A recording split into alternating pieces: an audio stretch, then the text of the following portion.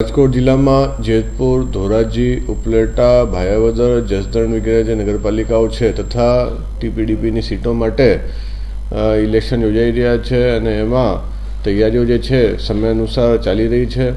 એમાં છાપકામ પૂરું થઈ ગયું છે, જે ફાઇનલ યાદી થઈ ગઈ છે કેન્ડિડેટ્સની, એ પ્રમાણે જે ઈવીએમ વગેરેમાં જે છાપકામ જોઈતું હોય છે પ્રિન્ટઆઉટ એ બધું થઈ ગયું છે.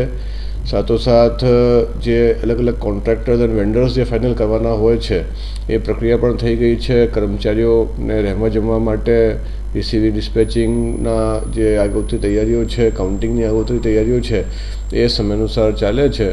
અને દિવ્યાંગજનો માટે અને વડીલો માટે ખાસ 50થી વધુ પ્રાથમિક આરોગ્ય કેન્દ્રના જે વાહનો છે એમના થકી આ આપણે લાવવા લઈ જવાની વ્યવસ્થા મેક્સિમમ શક્ય તેટલી આપણે પૂરું પાડશું. એના માટે સ્ટેટ લેવલથી નોર્મ્સ નક્કી કરવામાં આવ્યા છે અને સંવેદનશીલ, અતિ સંવેદનશીલ જે મતદાન મથકો છે એની યાદી તૈયાર કરી એ પ્રમાણેની પોલીસ ફોર્સ, જે આર્મ્ડ ગાર્ડ્સ એ બધાની આપણે માંગણી કરેલી છે.